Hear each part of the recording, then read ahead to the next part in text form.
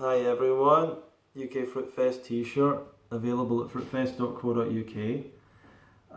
But don't buy one right now. We'll have a Christmas price for you. Anyway, this video is about it's some of the things that we hear from people that are like have gone to a meat diet, gone back, fallen off a raw vegan diet, and the things. So I meet up with people sometimes, and I've got friends that have went from raw vegan to eating meat. In fact, I had a raw food event, a raw food like group that I was doing last year, and different people came along. I've not followed everyone since then, but I know at least two people that were at the group that are now eating meat or doing an whatever carnivore diet, and I know some other people from the UK Fruit Fest that came off of a vegan diet, and sometimes I talk to these people and I'm like, and they say the same things that I used to hear years ago. That when I was first getting into this, I heard these kind of things years ago.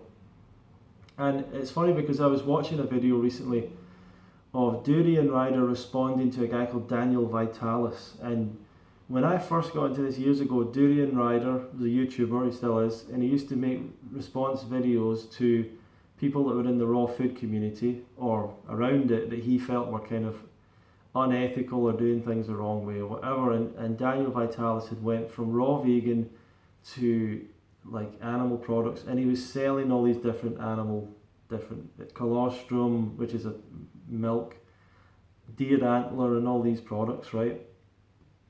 And he did a response to Daniel Vitalis, and I think that went quite viral at the time, whatever. And he was calling out all these people in the raw food community, and it's funny because it's a lot of the same stuff that you hear people saying now, and because I heard it all back then, I was kind of immune to that stuff, like talking about cholesterol being really important for your wiring your brain and all that, for covering your brain, your nerve endings, talking about saturated fat being really important for creating hormones and stuff, and like sometimes I hear that from people and they say, whatever, eating meat, don't you know you need saturated fat for creating blah blah blah hormones? I'm like, yeah, but, and I look back at the interview and Durian Rider goes, yeah, but our body makes those hormones. Our body makes saturated fat. Our body makes cholesterol. It's so simple. Like, it's so obvious and simple. But a lot of people haven't got the basic stuff, and it worries me that a lot of people coming into raw food, I don't know if you all think it's just like a magical process, like there's some kind of a magical, mystical energy in fruit, and that allows you to live without meat. It's not that. It's that we're not meant to be living on meat or living on bread or anything. We're meant to be eating a species-specific diet, which is what our body is adapted for, which is quite clearly a frugivorous anatomy if we compare it to other animals, other primates that are frugivorous. Primarily fruit, primarily carbohydrate, in a state of nature without cooking, without being able to constantly cook and farm. That carbohydrate is coming from fruit, exclusively, basically, and maybe honey or something. And when people go on about hormones, it's like that's like marketing stuff of how you get men to buy your products. It's like, oh, but don't you know that you need that for your testosterone and for your sex hormones and for all this stuff. And my friends have said, oh yeah, tried the raw vegan thing, tried the vegan thing, crashed all my hormones. And I just simply ask, really, what were your hormones before you were vegan, and what were your hormones now that you're on a vegan diet, when you were on a vegan diet, and what are your hormones after a vegan diet?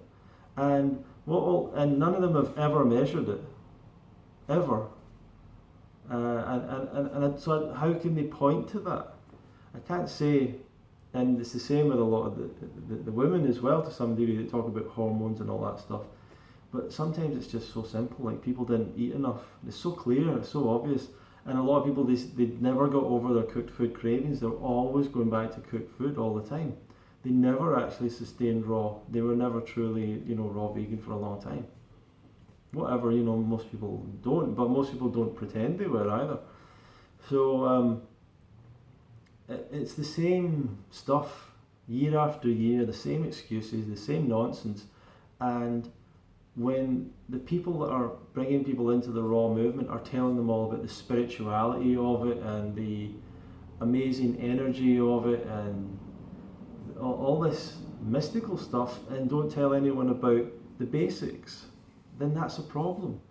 And it's a problem for our movement. And then when some of the educators, all they want to talk about is deficiencies, and you're like, wait a second, how about we actually talk about the problems with all the other diets first, before we start saying, oh well, the raw vegan, you might have a problem with, and it's always random, like minerals that no one's ever in the history of the world had a deficiency with, like zinc or selenium or something. These minerals are very difficult for you to become deficient in these things in the modern world with how much access you have to. Even in the past, people weren't getting deficiencies in these things when people barely had anything to eat.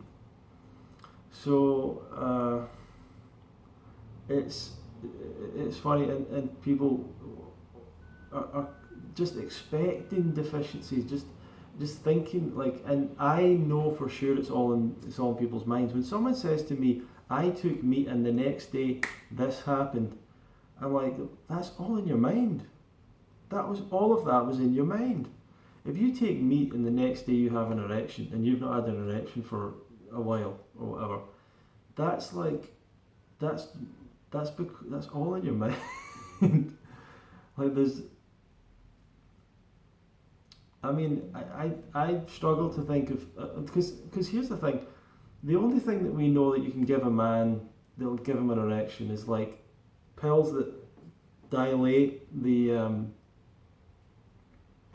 vessels in the penis, right? Because some guys have shrunk down or been blocked up with saturated fat, of course, over the years. And so if something dilates, then that lets more blood in and so on. But it doesn't really make them have an erection like that. If you have an erection like that, I mean, I can't think of any product that you give a man and he has an erection. I can't think of any, like usually you need to be turned on or something. It doesn't you just inject something in there and it just makes it pop up. That makes me assume it must be in their mind. They must have been having anxiety about it, having worries, having fears, and that's because they didn't have the education, and that's because they never bothered to listen. These are people who think they know it all, who approach everything they do with an air of like complete arrogance, and don't actually sit and learn the information, so that then when someone else comes along and says, no, that diet's wrong, you need to do this because of ancestral hormones and blah blah blah, and they're like, yeah, that sounds good too, and then they just jump onto another diet. Why? Because they never learned the foundation education. Fats, proteins, carbohydrates, and micronutrients and macronutrients and all these things, and it's all, a lot of that's kind of insignificant if you just eat enough food, and you get over your cravings, and you stop buying into all your excuses, that are just delusions of your own mind. So it's the same stuff year after year, people buying into these things. It goes back to not having actually learned education, and this comes from people coming into this lifestyle through promoters and educators and different people that have great intentions, but don't bother actually teaching people any nutrition basics, nutrition, just basics of nutrition, human physiology, human biology, basic stuff. Look in a nutrition textbook at what people should be eating. It's not the carnivore diet or the paleo diet. It's actually saying eat less meat. And if it wasn't for the amount of funding that the meat industry puts in to skew things in their favour, it would say no meat as the most ideal diet. And unfortunately, we have so much marketing over the last 100, 200 years connecting meat with strength, meat with protein, and it's very smart what they've done, but the fact that people are still buying into it is naivety, because it goes against the consensus of science on the subject. So human beings are raw foodists like all animals, and we don't need to cook our food, and we certainly don't need to eat animal products to make hormones. Anyway, thanks for watching the video. fruitfest.co.uk/registration if you want to learn more about the event, and feel free to leave a comment below. Thank you very much.